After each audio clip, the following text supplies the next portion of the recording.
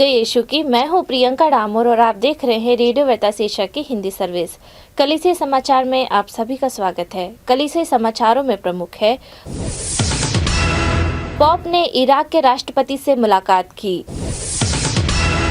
विश्व गरीब दिवस पर गरीबों से मुलाकात। गाजा अस्पताल अब मृत्यु क्षेत्र जैसा दिखता है। भारत ने फंसे हुए श्रमिकों को बचाने के लिए थाई मदद मांगी।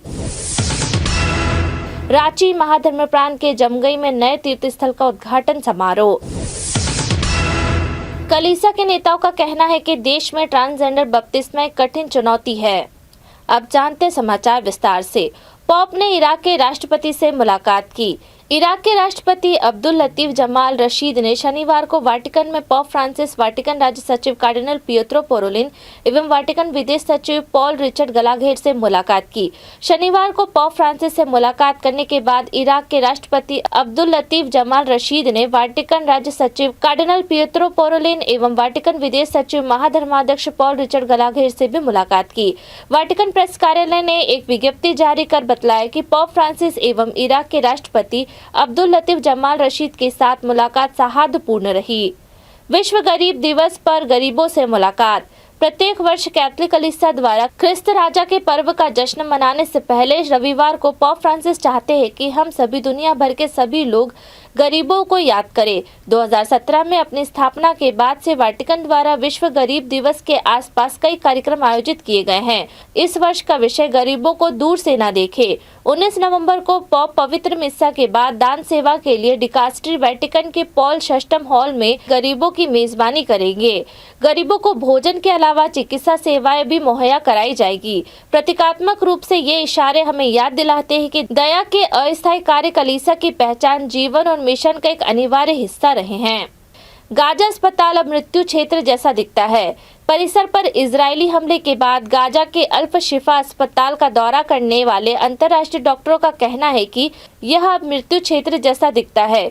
पिछले सप्ताह इजरायली सेनाएं यह कहते हुए परिसर में चली गई कि हमास इसे सैन्य अभियानों के लिए आधार के रूप में उपयोग कर रहा है।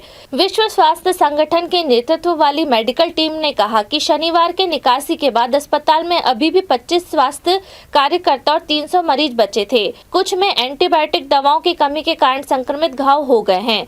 इजरायली प्रधानमंत्री के वरिष्ठ सलाहकार मार्क रेगवे ने वहां के हालात के लिए हमास को जिम्मेदार ठहराया।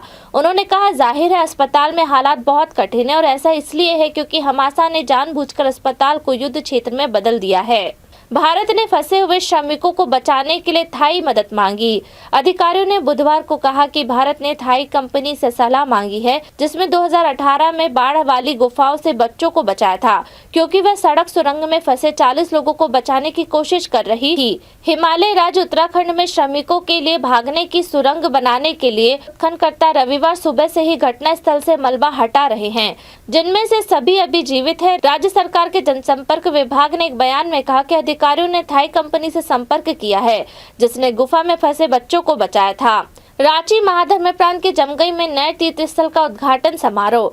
19 नवंबर को छोटा नागपुर के प्रेरित ईश सेवक कॉन्स्टेंट लीविस के प्रथम कार्यस्थल जमगई में हाल ही में माता मरियम के नए तीर्थस्थल के उद्घाटन पर पवित्र मिस्सा समारोह का आयोजन किया गया था, जिसकी अगुवाई रांची धर्मप्रांत के महाधर्माध्यक्ष फेलिक्स टोपो यीशु समाजी ने की और इसे परमपिता ईश्वर और छोटा नागपुर की कलीसिया के लिए समर्पित किया।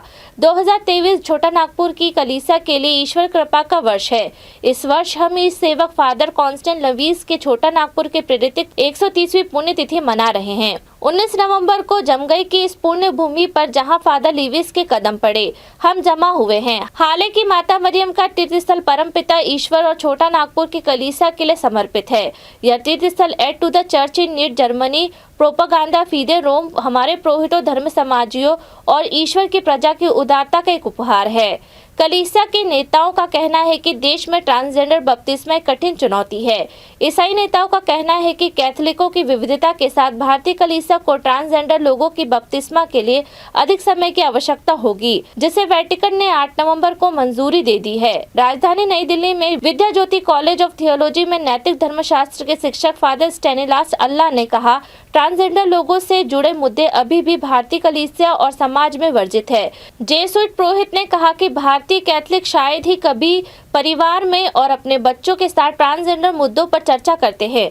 भले ही वेटिकन के इस कदम ने ट्रांसजेंडर समुदाय के लिए कई संभावनाएं खोल दी है, लेकिन कुछ समय के लिए स्थानीय परंपरा और रीति रिवाज भारतीय चर्च में प्रचलित होने की संभावना है। इसी के साथ कलीसियाई समाचार समाप्त हुए। अगली बार फिर मुलाकात होगी नई खबरों के साथ। नमस्कार। रेडियो वेरितास एशिया आपके लिए लेकर आए हैं RBA mobile app. RBA mobile app पर हमारे विभिन्न प्रकार के कार्यक्रमों का लाभ लें,